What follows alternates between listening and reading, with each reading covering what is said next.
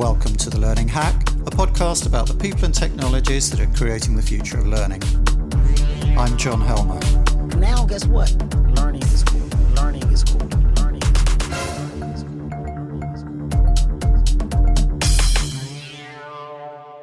In these dark and uncertain times, we all need a bit of inspiration. The story my guest this time has to tell is inspiring. It's about innovation, persistence, and putting your culture and values at the heart of what you do as an entrepreneur.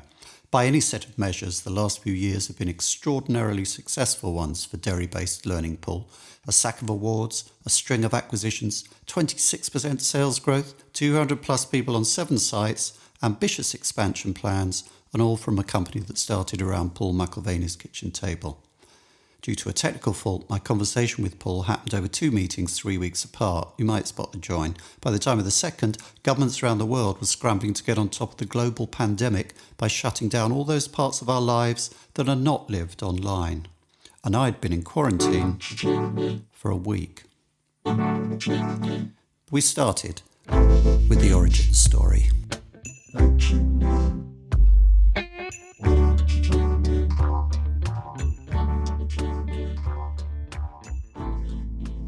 Learning Pool started in 2006, and we tell the story about how we started the business at my kitchen table in Northern Ireland, and that is true. The context though around that is a little bit, I think, more interesting or maybe unusual.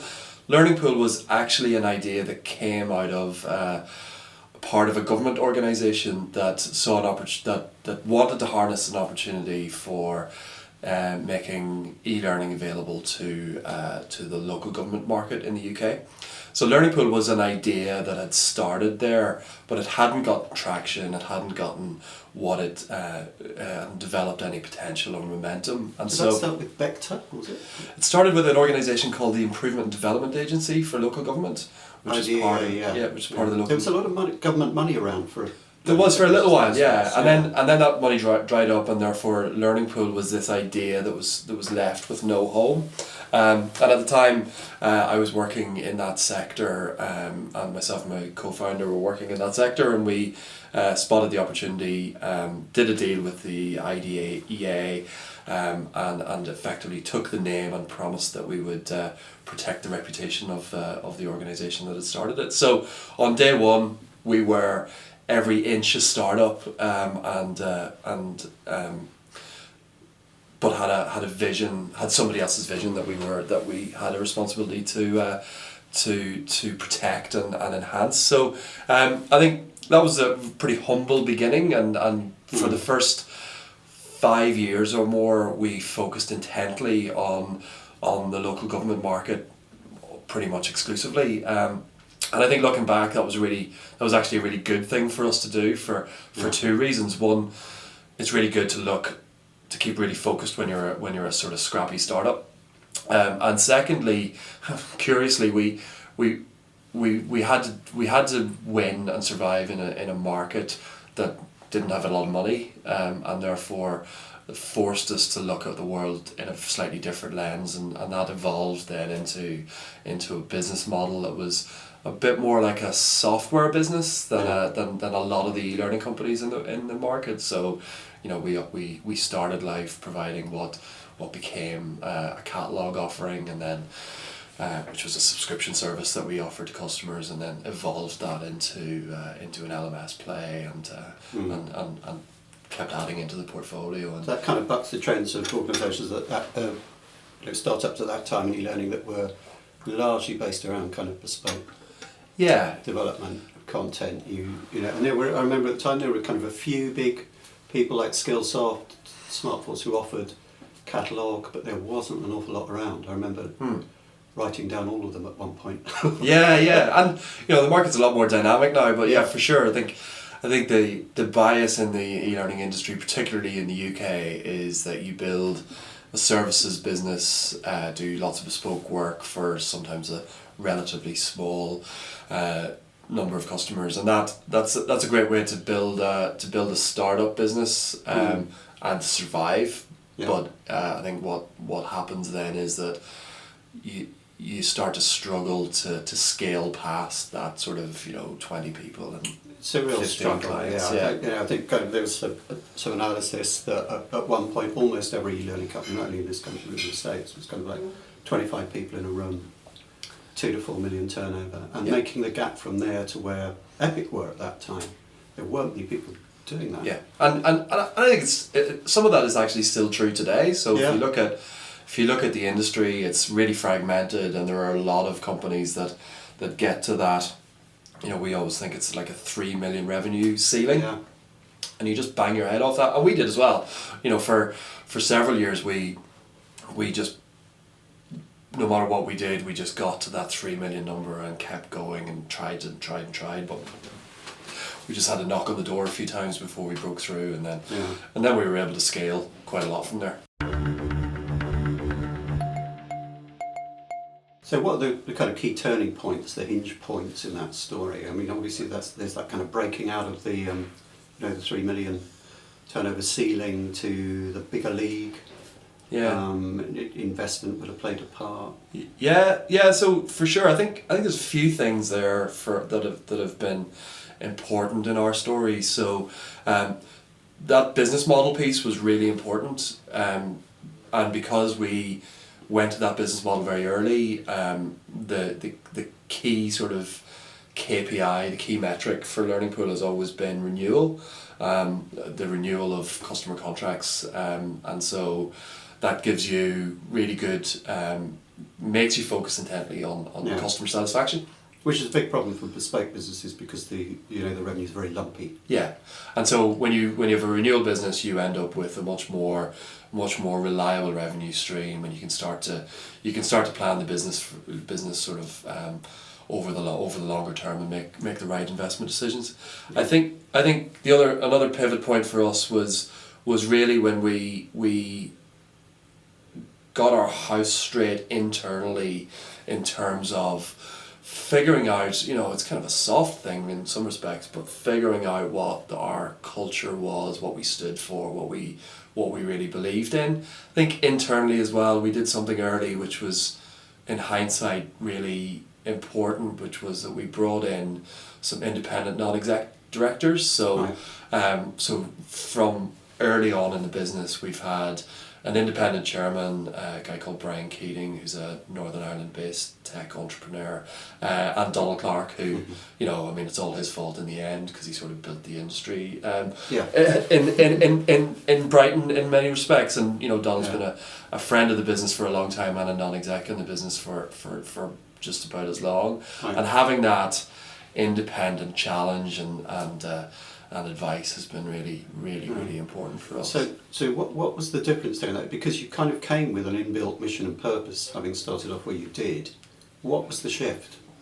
I think the shift was really whenever we got to a place where the business was doing fine, but there was a sort of, a bit of a moment in about 2012, 2013 when myself and the sort of my current existing management team sat down and had one of those sort of, bit like the Vikings when they arrive on an island and they burn the boats and that's it, we're not leaving until this is done. Sorry, it was a person with Norwegian ancestry. So this is just black propaganda, fake news. It could be fake news, but it's a good story. so in Learning Pool Land we had that burn the boats moment, and we decided that we were going to try and build a really scalable, really successful business, and that we were going to do that by building an amazing culture, looking after our team better than anybody else.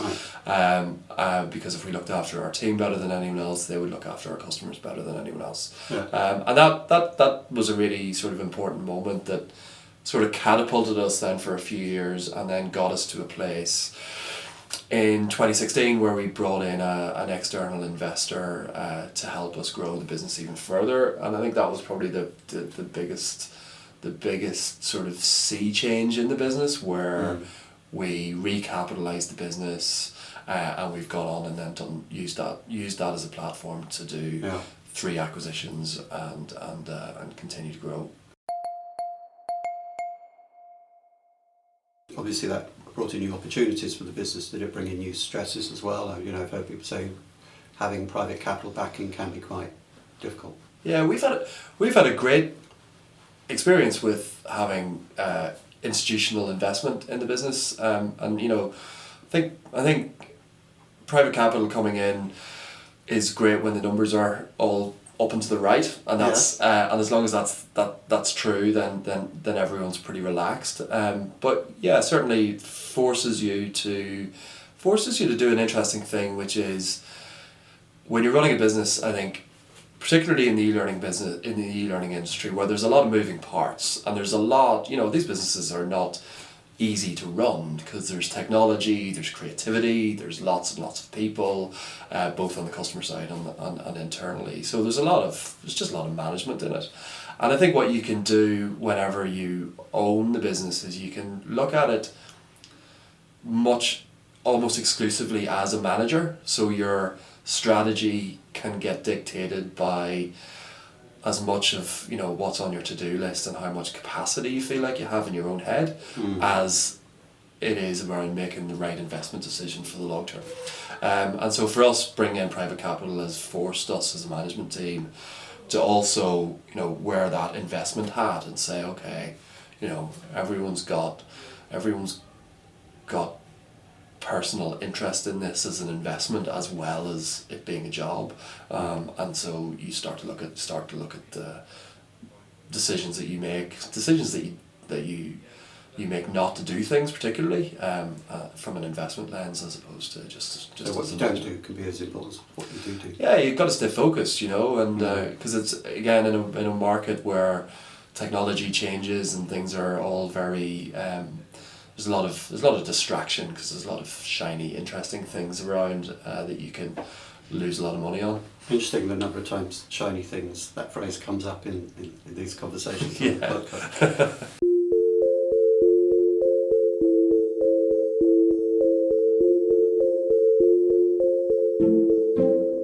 What do you think that progress has shown you about the market and the buyers, more particularly what organisations are looking to from vendors? Yeah, so I think generally the market is the e-learning market is I think in pretty good shape. You walk around the floor at Learning Tech last week, and it's a market that's growing, that there are new players coming into. Particularly, I was struck last week that there are quite a lot of we're seeing this day to day. There are a lot of international players coming into the UK market, as well as UK players trying to internationalise. I think the buyers in the market are looking for a lot of the same things in terms of reliable technology, trusted partner to work with over the long term. But I think they are looking to partners and suppliers now to say, actually, we need something that's a little bit different. We're looking to you to innovate for us and to help us be innovative, to deal with the changing workplace, to change with new entrants into the workforce and so on. And I think they're looking for that level of innovation, and certainly one of the things that we see customers coming to us for is that they're looking for someone who can provide a range of services across the remit, not just a technology service, but technology plus content plus implementation plus some of the hard stuff around integration and so on like that. Yeah. Now, one of the things I noticed at that show was that there is, in the old days, all the learning companies they would say that they do everything. And everyone would have some kind of learning management system, some kind of authoring tool. They'd have a bit of generic content, they do bespoke. There seems to be more specialisation creeping in now. You have companies that are part of an ecosystem like Anders Pink, we've had Stephen Welsh on the podcast and so on. And Fosway have sort of recognised this by changing their 9 grid. So they divide everything on the learning system side to suites and specialists. Now you are in the boat of companies that actually do have a very broad offering. You kind of got one of the widest offerings there, and yet in those grids you show up as a specialist. Yeah, I'm not sure I really understand the grid. It's probably the truth. I think there's quite a bit of chat about where, what's an LXP versus an LMS and stuff like that. And, I think, to be honest, it's probably something that analysts in the market are more interested in than buyers. Yeah. I think whenever you get to talk to buyers in the market right now, you have certainly a community of buyers who are looking to say, look, we've implemented a learning management system. It hasn't gotten us to where we wanted it to get us to, and it's definitely not going to get us to where we want to be.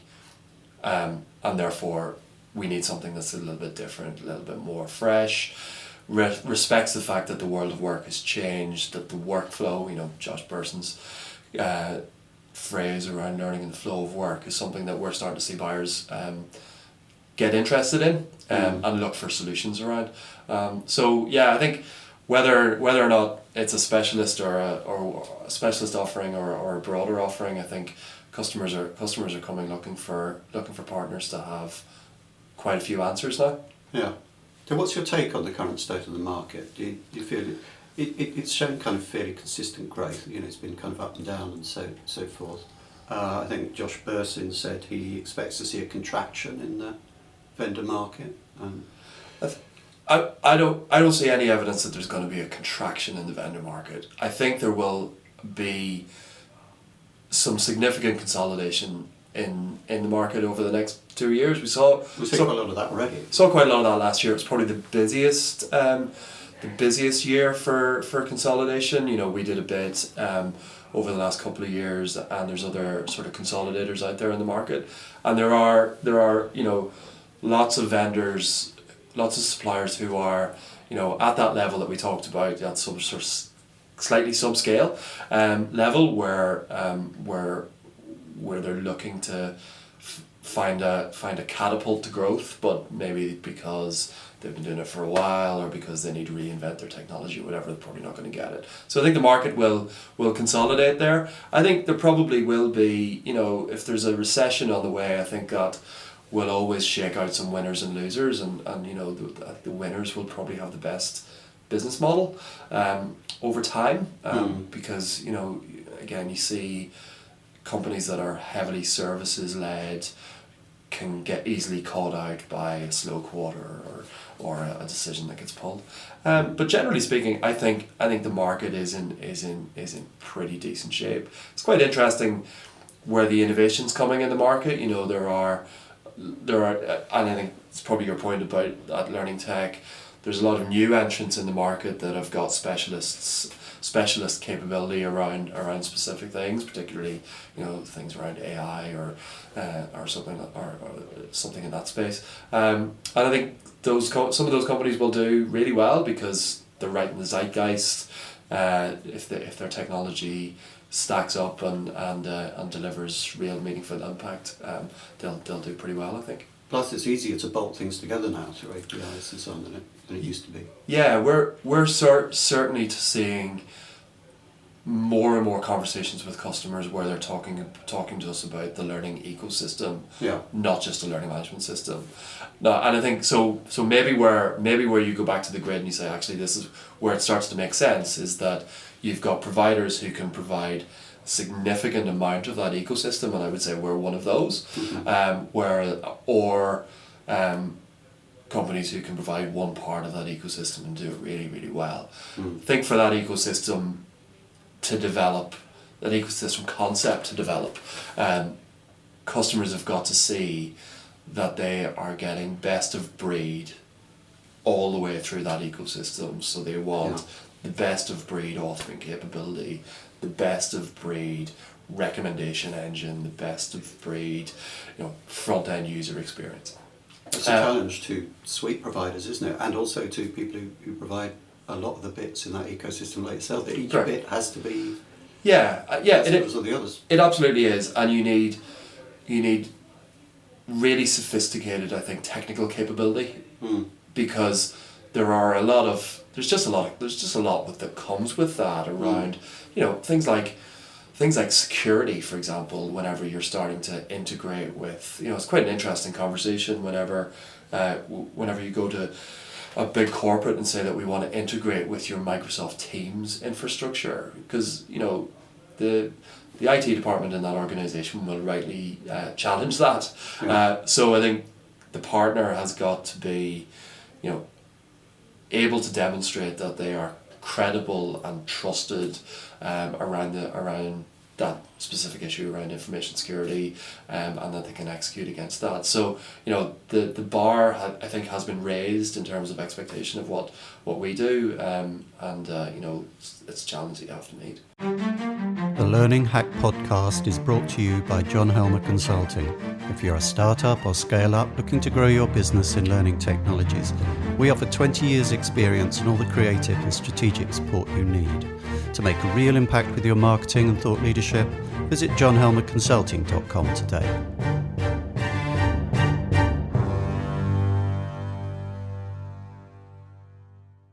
While we're talking about innovation, currently your destiny as a company seems closely tied to the LXP and to the perhaps less high-profile technology LRS. There's a risk in all innovation, but how much of that risk in the case of LXP is to do with the slightly bumpy ride it's having on the hype curve at the moment, do you think? Yeah, there certainly is a bit of hype around it. I think if you strip all of that, if you strip back the hype around the LXP, I think what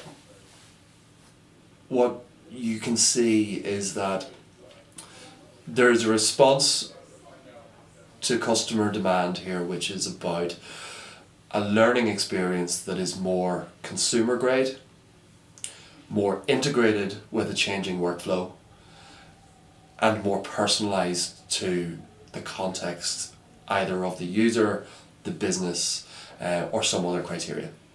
And the LXP category, maybe it gets a new name change, maybe it doesn't, but as a category, I think that category is trying to solve that issue, and there'll be winners and losers in that. I think the winners will be the people who have rethought that from the ground up, and I think the losers will be the people who have tried to repackage an old tech stack to look a bit like an LXP. It's a complaint that I've heard from those who have to do the analysis on systems that you are seeing LMSs rebadged as LXPs in some cases with no change of functionality. Yeah, and that is certainly a feature of the market. And where we got to as a business around this was that product innovation is always fairly high up on our list of sort of strategic objectives. And so for a couple of years now, we've been looking at where's the disruption to the LMS market, and how does that work. And we'd built some pretty interesting chatbot technology that had been used by a few customers, and we're on the road to that. But we identified sort of probably this time last year that was going to be a pretty long research and development project for us, and the ramp to a fully featured product was going to be slow, and that was one of the prime motivators for us in doing the acquisition of HT2, where our calculation with that one was that it would accelerate us by about 18 months, 2 years, and looking back, I think we've probably delivered almost entirely on that promise. We launched an LXP that is built on brand new technology, uses benefits, I think, from the expertise of both the HT2 team and the Learning Pool team to around what good workplace learning looks like. Yeah. Also benefits from the broader portfolio where you've got content sort of baked in, you've got curation baked in as a concept and as functionality set, and we're really excited about where it goes, and we think we're in pretty decent place to exploit that new opportunity, and we're starting to see that in the market as well. You brought some innovation into the company through acquisition, particularly with the acquisition of HT2, which is very high profile. A lot of people point to that as a very good idea. How do you, how in your culture does innovation work organically and internally? Once you've kind of bought those bits and integrated them, how do you ensure that you keep on innovating? Yeah, so this is a constant challenge. The biggest, Learning Pool's a business of 200 people now. We've got about 800 customers. So we know that innovation is really important strategically. True north for that on us is that on that one, in our world, is that we want to have really long-term relationships with our customers, and we know that if we have a relationship with a customer in 10 years from now, the chances are they're going to have swapped out a good bit of the technology that we're offering them today. So that keeps us really straight. One of the things that we're quite excited about, having done the HT2 acquisition, was that Ben and I, when we did that deal, we were very conscious that if you walk into the HT2 office in Oxfordshire, emblazoned on the wall is a sign that says this is a place of firsts. Right. And HT2 was truly a pioneering organisation. They did things that were brave. Building a learning record store, open sourced it. This brave stuff. And Learning Pool is famous, I think, for offering different value, which is about being highly reliable, being really customer focused, being able to support customers at scale, but not an organisation that was a place first. So we were really keen to bring those two things together and not lose any of the value on either side of it. So we created this initiative that Ben Betts runs, which is called Learning Pool Labs, and so Learning Pool Labs is a way of us institutionalising innovation and giving the people in our team the opportunity to have a say. So whenever you grow the business, you get great people coming through the company, and there are promotion paths that become obvious for some people, but for some people, they just want to be specialised in a certain area, and they've got a head full of ideas. So Learning Pool Labs is a way for us to give everyone in the business the opportunity to pitch up sort of once or twice a year and say, this is my idea, I think this is what we should do. That goes through a process of fairly rigorous review and challenge from some senior people in the team, and eventually we pick some winners, which we then back with the appropriate level of investment. So it could be that we give the person or the team time to go and invest more time in developing that idea further. Maybe they need development capability, maybe they need to spend some time going out to the market to see where this thing fits so that they can refine the idea further. And we've probably got 3 or 4 ideas at the moment that are washing through that Learning Pool Labs concept, and eventually, as those ideas mature, we will prototype them with customers, we'll hothouse them with some friendly customers, and eventually they'll make their way into the product set. So it's quite interesting. It's certainly it's been a really enjoyable journey, actually, and we're probably 6 months in now, and we'll start to see the first outcome of that in the product set probably in the next 3 or 4 months, I think.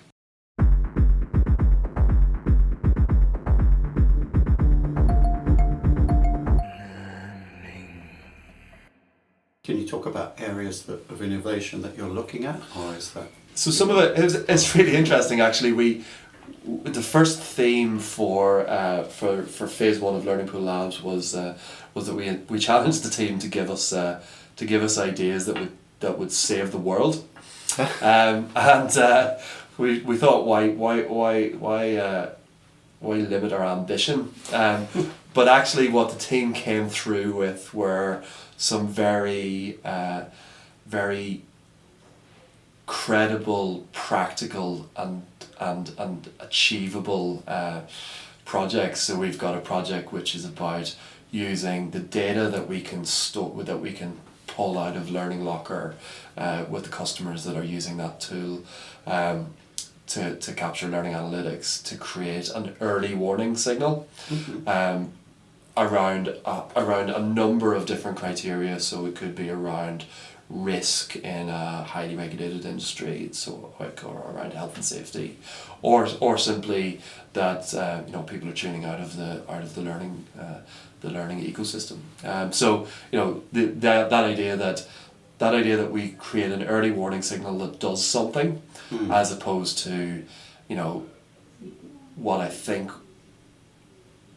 the industry can be accused of sometimes, which is that sometimes we create a dashboard that just basically tells you how things are, but it doesn't actually tell you what should happen next. Okay. And the system certainly doesn't do something for you to take corrective action. Yeah, so there's always been a problem with evaluation in training not being done, and perhaps part of that, if you're cynical, is that the more you look at the data, the more you uncover things that are just going to keep you up at night. You can't do anything about. Yeah, and one of the other things that come out of the Learning Pool Labs sort of genesis is this feature that we've built called Waves, which is effectively a learning campaign tool. Yeah. And so what that tool does is that it creates it effectively uses the data that we get from the activity that happens in the learning ecosystem and delivers next best action. So if usage on a particular course is gone down below the benchmark, Waves will deliver space practice to the audience on that at a very simple level. Right. But we'll build that one out to do a lot more around triangulating data from the learning ecosystem and from the business to say, okay, sales are down in this area. We know that by delivering more sales training to this audience in this particular way, and Waves will automate that for customers, which is pretty interesting, and that's another idea that's just come from our team as part of the Learning Pool Labs sort of institution.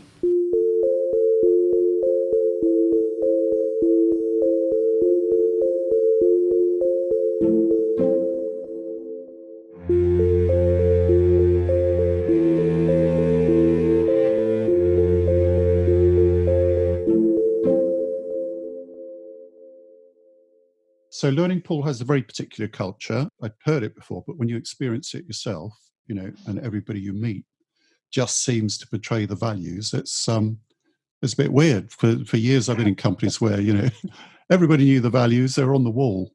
Did they stick to them? Well, sometimes.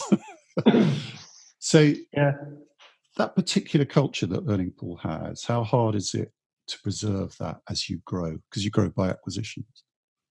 Yeah, so I mean, first of all, there's no truth to the rumor that Learning Pool is a religious cult, John. It's just a group of people who've got a very strong degree of passion for what they do. And I think you're right. The culture is the piece that's really started to shine through very strongly, particularly I would say over the last 4 or 5 years. And we hire against our culture and values. We promote people against that. Performance reviews are all measured against that and stuff. And it is an awful lot more than just a bunch of platitudes on the wall. And you're right as well that it's a challenge to preserve that as we grow. And particularly our experience has been that it's hard to preserve that as you acquire. And certainly when I look back at the acquisitions we've done, where there has been a cultural fit and an alignment around those values, we have really enjoyed the acquisition experience a lot more, and it's been never straightforward, but certainly more straightforward. So I think making the values and making the culture of the business real builds in some certainty that you can preserve it, and I think we've seen that over the last few years, and I'm hopeful that we'll see it over the next few years. It is certainly a big challenge for us to do, though, and sometimes you have to make some hard choices about not recruiting a certain person or challenging somebody in the team who doesn't live by the values. That happens, but one of the really good things from my perspective is that happens within the team and doesn't always land on my desk, which I guess is another indication that we're doing a lot of the right things around that. Lastly, how do you see the future for Learning Pool? Obviously, we're talking at a point now where the coronavirus is starting to hit, so all questions about the future are slightly up in the air again. I mean, just as we got over the Brexit shock, that seemed to be slightly settled one way or the other. and now we've got this, but perhaps talking in more general terms, looking a bit further ahead than the next month, 2 months.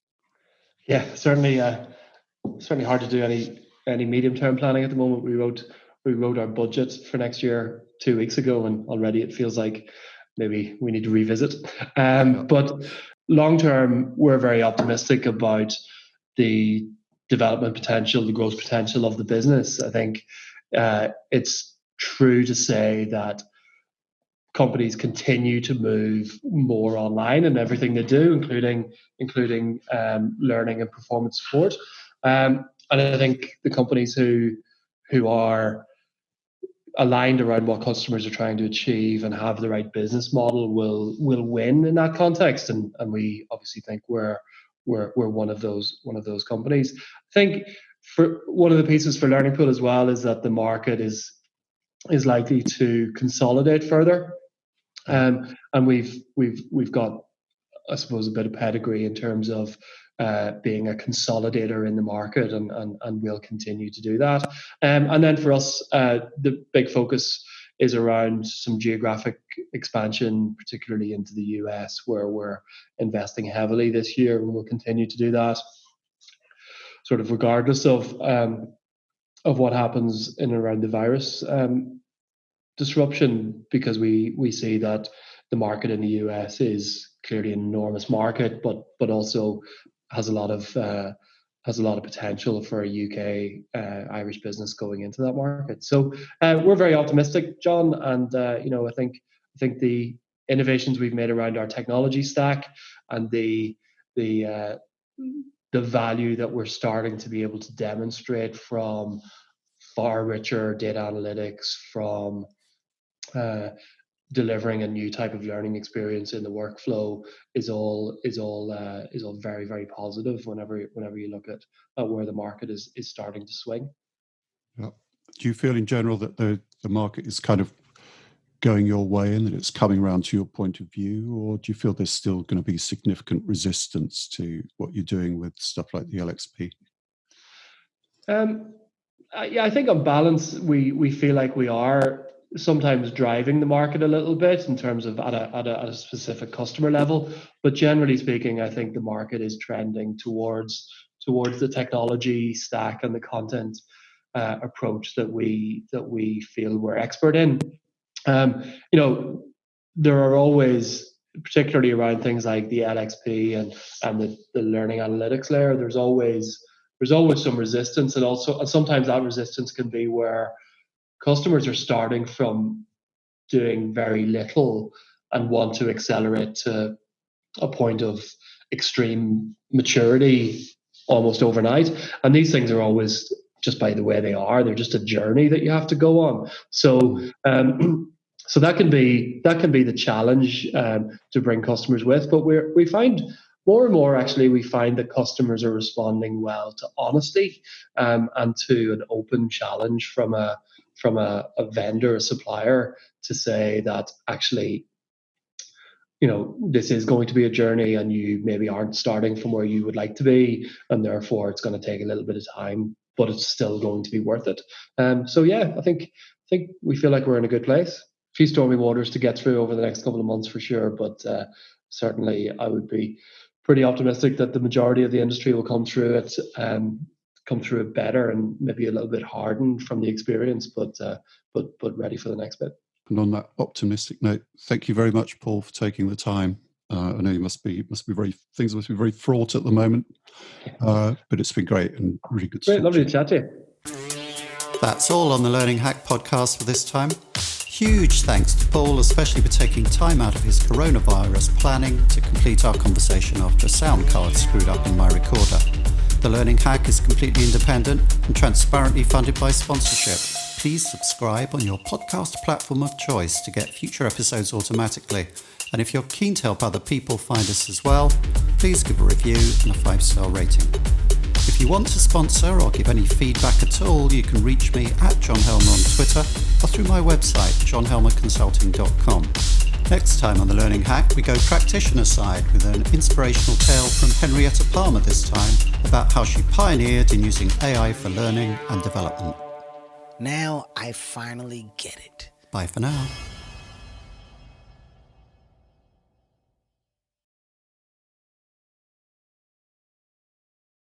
You don't look too sick, so I'm sure you probably feel a bit worse than you look, but maybe that's a good indication. I managed to grow a beard. Yeah. Well, you're completely on trend now, John. At last. All right. Yeah, every cloud.